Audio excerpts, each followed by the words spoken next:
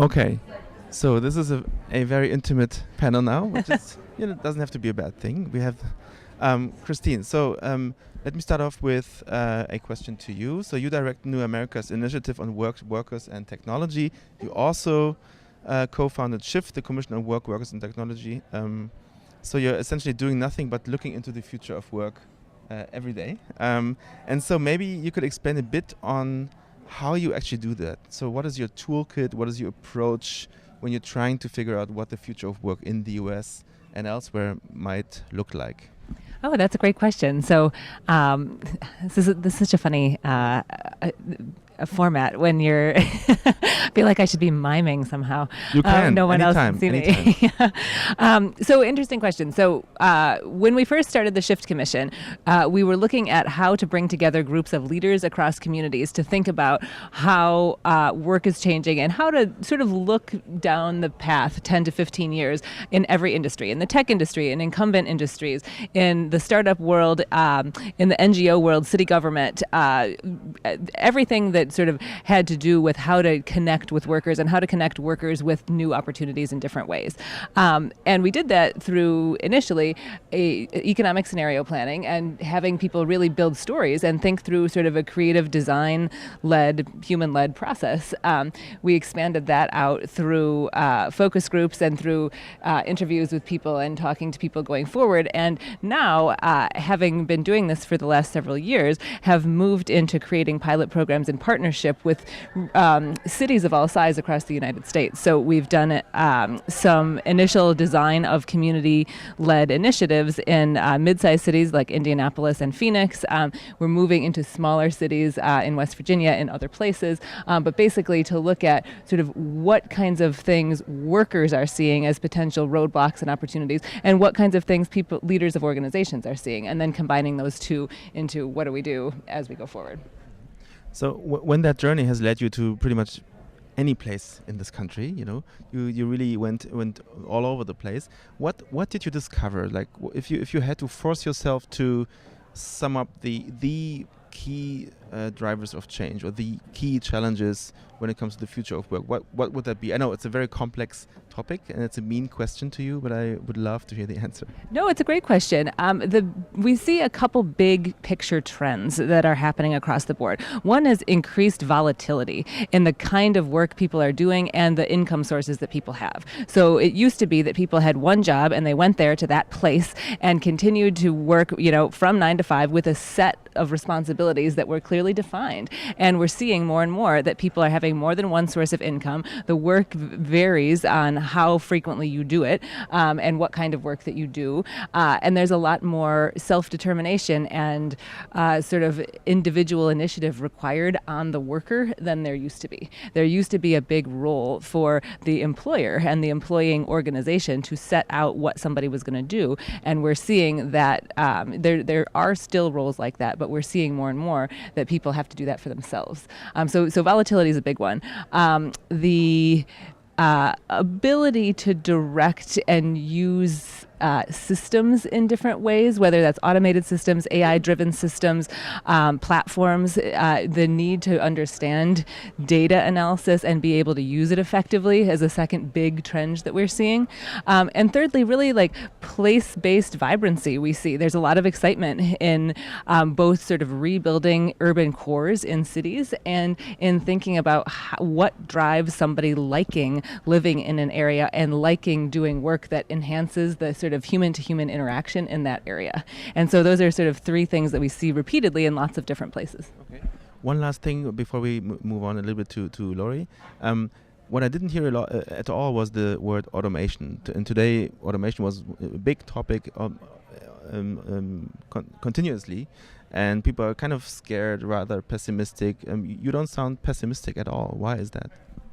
Well, I'm optimistic in the longer term, but I am worried about the impact of automation in the shorter term, particularly on workers with less traditional levels of education and at lower income levels. And I think that there's, because of automation and because the kinds of jobs that automation is changing significantly are at least right now jobs that are not as individually driven as some, there will be a disproportionate impact on people in the sort of 5 to 10 year range, and which means that as a country we really need to get serious about thinking through entrepreneurial training, thinking through coaching, thinking through the way to break down barriers and let people access the resources and opportunities that are out there in a really different way than we are right now. Laurie, you're working for JD, which is the largest retailer in China, so it must be pretty large, and it's also the third largest internet company on this planet by revenue, actually. And so you guys are very actively shaping the present and the future of work for about 170,000 people that are employed by you. And maybe you can, let's start off with a very general question. Again, where can we see parts of the future of work in what JD is already doing today, and how is that similar or very different to what Kristin just shared? Sure. So I think that when people think of the East or think of China, they think it's like very vastly different. And you were talking about things that we need to do, for example, in this country. But, you know, we see a lot of similar things perhaps happening faster. So maybe China gives a little bit of a glimpse into the future in that sense. And for JD, as you said, it's interesting that we are one of the most advanced companies in terms of like commercial application of automation. And yet we have 170,000 people. So maybe a way to sort of give a little bit of that context and that history so people understand what JD is. I did have a video that we can show. Yes, exactly. Excellent point. Let's see if it works.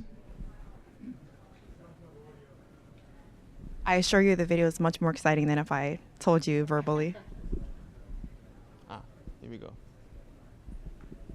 Can we hear it? Okay, we can't hear the sound. No one else can hear it either? No. Can we turn on the TV? Okay, I'll just turn on the TV. Chris? Sorry.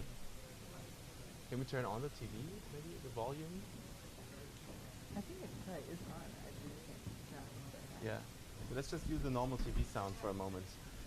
Let's just use the normal TV sound for a moment.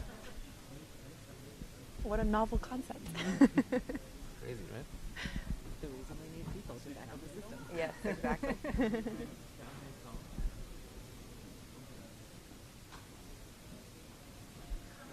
Okay. Yeah.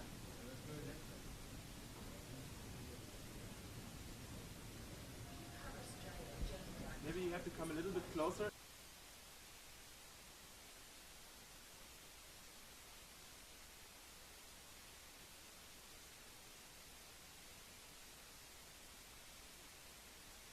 Okay. To household goods and luxury.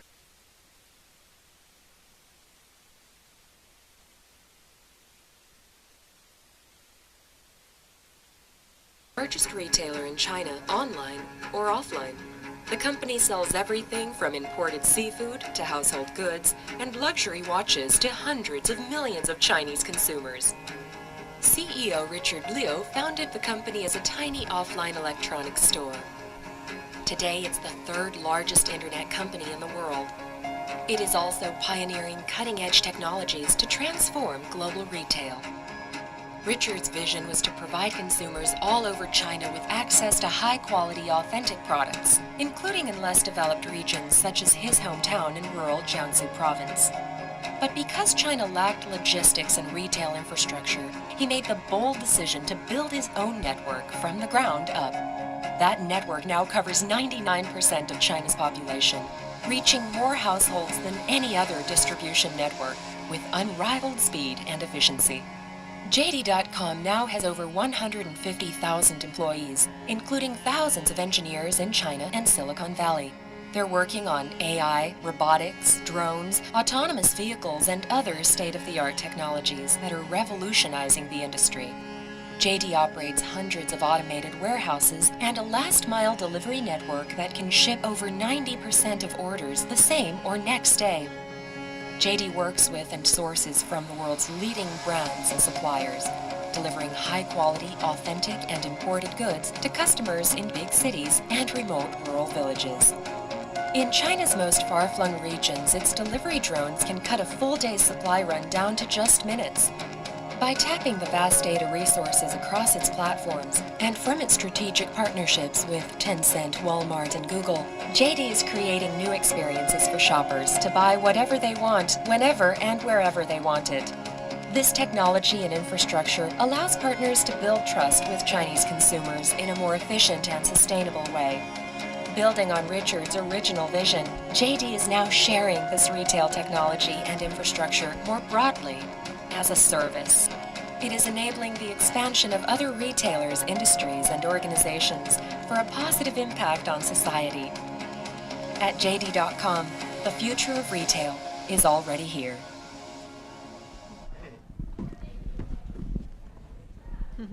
Great, thanks. So Okay. I think that you can see from the video, or the key takeaway is that like we are obviously investing a lot in researching automation and robotics, but it's meant to sort of like augment what companies or retailers were traditionally able to do. And of course, we still have a very large workforce. That's an important part of that. Mm-hmm. And so when we talk about automation, is that something that here, it's very, it scares people for, probably quite good reasons.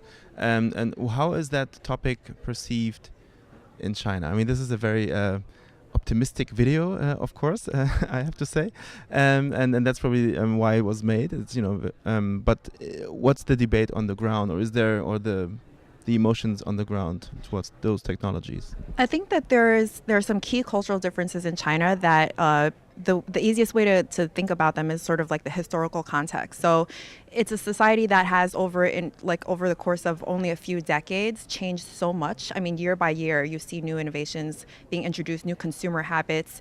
Industries are completely changing the way they work. And so there's a lot less legacy in terms of infrastructure, in terms of the way things are managed, in terms of the way people shop and everything else that need to be torn down and unlearned. And so when you're talking about innovation, it's not like a novel or scary concept as much, as in the West, because you're not talking about breaking things down that were around for hundreds of years. You're talking about like, well, it's business as usual. We wake up, do something new. Maybe it'll be better, maybe it'll be worse. It's an experiment, and the approach to that, I would say, is, as you say, a lot more sort of optimistic and idealistic than you might find in a place where people are like, well, my dad worked at this factory and now it's shutting down, so like what happens now, right? Because like the factories that you see in China today weren't around 20, 30 years ago. Mm-hmm. Kristin, what would you say are the key things that we should do, or what should happen in the US? So there's also a more optimistic perspective on what's going to happen. So how can we get to a desirable future of work, which for many people seems to be very, very, very far away right now? Yeah, so one thing that comes up over and over again in discussions in every part of the country, but even more so in places that are not coastal urban cities, is the need for visibility into what kinds of categories of work will be out there and will be available to generate income for people in the next 10 to 15 years or so. A lot of times we hear like, I'd be happy to retrain, I'd be happy to reskill, I would as a high schooler or a community college student I would really love to know what to take. I just don't have a good sense of what kinds of things are out there that are going to be exciting, interesting, productive going forward, because I don't know the names of the kinds of jobs. I don't know where I get them. I don't know who the employers might be. I don't know if I have to generate them myself from a platform.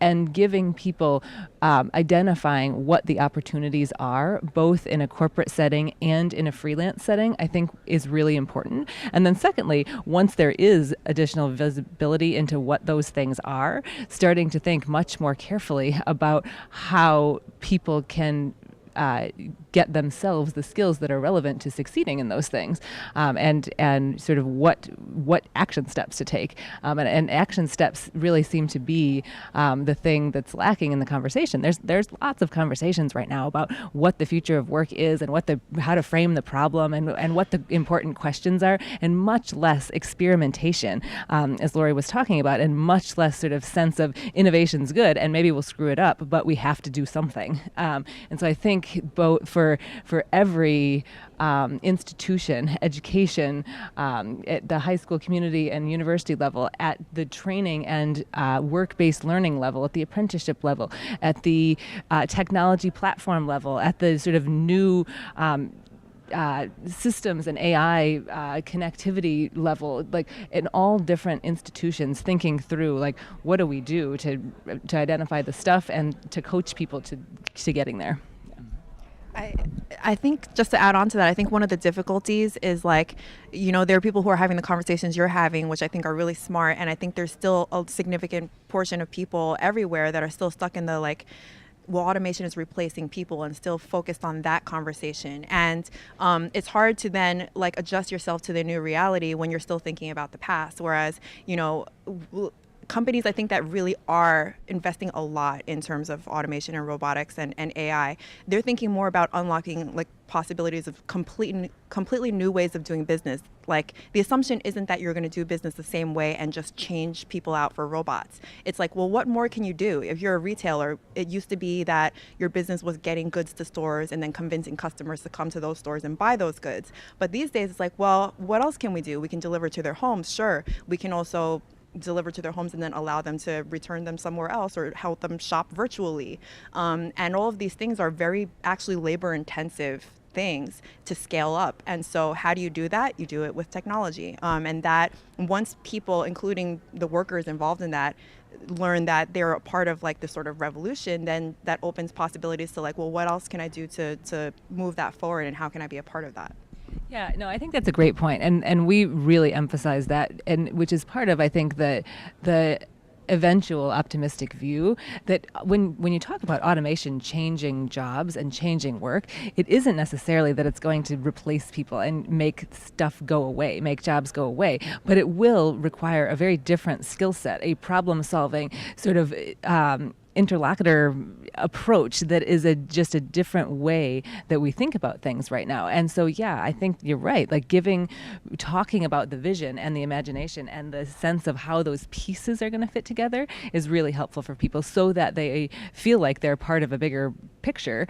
But also just, helping managers and helping companies and helping people who are implementing automated systems and AI understand what the choke points are and where they should bring people back in. We see as a category of jobs pretty frequently the sort of strategy, empathy, and person-to-person lifestyle enhancement in different ways as a whole category of jobs. I often call it creative lifestyle as a type of jobs, and it can be in hydroponic agriculture, and it can be in tourism. It can be in lots of different things where people are problem-solving and interacting with one another.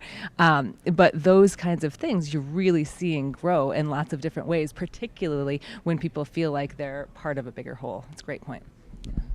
Okay, so what you're saying, I think, is the long-term view can be rather optimistic, but I think still there's so much pressure on the individual that has to change, that has to figure out all these things by themselves, that nobody is telling them what skills they need. You just mentioned that nobody's telling them what major fields they can go into. That all they hear is like, oh yeah, AI is now a big thing soon. So what's the truck driver in Minnesota going to do with that, And how can we translate that like long view optimism into something that people who are in their jobs right now can work with or can do anything about? So what can we tell these people? What can we offer them, or what should the government or what should organizations offer them? So who can provide that tool, that leverage they need? Yeah, I mean, every sector of society can and should act to think about how to do that. The technology companies that are instituting new platforms should do it. Education institutions should do it. City services should do it. Like everybody should think about how to do that and how to infuse that sense of here's how you create an opportunity for yourself in education and in workforce training. I mean, that is a big element of workforce training that we haven't gotten behind. In some, and I think this might have been what you were getting at a little bit in talking about how China over the last 50 years has been in a sort of constant cycle of flux, and the baseline 50 years ago wasn't a particularly organized or traditional approach to work. And so you see that a lot in societies where people have often operated outside of traditional institutions, and either as small business owners or sort of independent, kiosk owners and that kind of stuff, like that there's a sort of sense of you have to figure out where the opportunity is and go after that we haven't emphasized as much in the United States in the recent past, in the last sort of 50 to 70 years, and thinking about how to re-infuse that. We also have a question, but in the audience, but you can add on that first, and then we'll Sure. I mean, I can talk a little bit about what JD is doing in that respect, because I do think it's really a responsibility of sort of all the stakeholders involved, and there's a lot that companies can do. So for us, we have like internal training programs, and the cool thing about it is that a logistics worker in traditional logistics industry does a lot of like backbreaking work or like a repetitive manual labor. And now that we have this new technology, it actually presents new opportunities and like a path for professional growth as well. So a lot of our employees are like enrolling in our own training program. So we have people who used to work in warehouses, for example, and they're now learning to become drone pilots. There's actually some revitalization in the countryside because we have like a drone delivery program, but it is very automated and very much more efficient than driving something out by truck. However, now you can have someone who's based in their home village in a rural area who's picking things up from the drone sensor and like bringing it to his neighbor, and that has now become like a whole new profession in that village, and it's enabling young people to actually leave the cities that they had to go to for work and go back home and be close to their parents and stuff. So there are just like lots of ways that these things are going to continuously evolve. Can I ask a question about Sure. that? Like, just in terms of us having a conversation, that's a fascinating. It's a fascinating approach, and I'm curious whether whether it works with those people as actual employees, or whether it acts as a platform to enable them to freelance and sort of be independent. So most of our delivery team is in-house, but actually specifically for the drone program, we do use some contractors and they can freelance. And the interesting thing is like once you start sort of revitalizing or like, spurring the economy in areas that have been depressed for a long time, people start getting attracted to it and there's more consumption there, and then other companies go. So we now also have in that same place that used to have only subsistence farming, now there's call centers, there's like skyscrapers, there's like there's centers where we have like employees who are like tagging things for AI. So there's lots of interesting things going on, and it's sort of like a domino effect. Yeah, it's interesting. I can think of the point that all stakeholders should be doing this in all different kinds of ways is a really important one. And I can think of some ways that it's happening in the corporate setting in the United States too, but that there are sort of traditional training programs where you're morphing your assembly line worker into understanding 3D printing technology so that you're doing that kind of thing. But there's also this intersection with creative lifestyle opportunities too in a corporate setting. So, for instance, I was in a regional powerhouse, a grocery store in Des Moines, Iowa recently that talked very extensively about how people who used to work in its bakery were interested and cheese station were interested in developing their skills on that. So they created a whole culinary training kitchen in their centers that train workers from all different facilities in the sort of couple state area around there. And they found that instead of just having people stationed in the grocery store giving their expertise out on cheese, the workers then were using that to be able to extend the catering services of the grocery store and go into people's homes and sort of in both a freelance and a corporate setting. They were doing it for the grocery store as catering experts and sort of party planners and stuff, but they were also then being really interested in being foodies themselves. And so it was leading to the training itself was leading to people's own sort of regeneration of experimentation. So there's a question from the audience, which actually fits very well. Do you see the focus in education requiring a shift away from training for X job and rather shift to training to think in X way? Yes, I mean, personally, I think that we should have entrepreneurialism and problem solving in every single thing that we do in the U.S. education system from preschool on up. And it should be, and I looked for this in my own elementary school students' school, like a very specific focus on how do you create the coalition, identify the steps in the sequence, and bring the people together to solve the problem. With that being the key thing that you can apply to anything. You can apply it to coding, you can apply it to kitchen stuff. Like, it doesn't matter what the thing is. It matters that you are confident in doing it, able to present your ideas effectively, and able to think through the steps. What's your take on that? I would say, as a person who came up in the American public education system, I totally agree with you. And I think that's not even just a function of like new technology and the new era of work. I think we always should have had that. And I do think that it's sort of like, even if you are training for X job, which the reality is many people will, like many people just want to go to their jobs and do their jobs, right? But those are skills that will definitely help you succeed in those jobs. And I think people rush to opportunities, you know. I mean, I used to be a journalist, so I think that there is a part of it that's about sort of like education in the broad sense of like telling the story of like what people should be, how people should be thinking about the future of work. But people will, when there are opportunities and when those opportunities are like sort of advertised, people will follow them. And I think if we just did a better job of that, you know, that adjustment will also happen. Okay. And other than training, what are things that can be done or should be done maybe on the politics level that you do see happen somewhere in the States, or you don't see happen? So are there like best practices somewhere or best cases? I mean, you've been traveling around the country so much, and I would be really interested in hearing about what's being done. Yeah, I mean, I think that we absolutely need to think beyond just workforce development to economic stability writ large, which is how do you allow people to create the flexibility in any way to understand that they will be able, their skills will be able to generate some kind of income for them, and that they will be able to sort of increase their economic stability to the point that they can take risks in other things.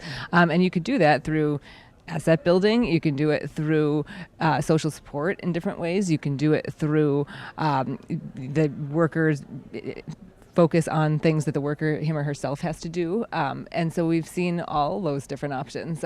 Everything from sort of thinking about how to give workers in gentrifying areas a stake in the development of that area, to how do you think through support for workers who are making a transition into a different kind of on-the-job training. Are there circumstances where companies or government programs or community college programs can pay for the retrain of different, while people are upskilling in different ways? So I think across the board, lots of different options.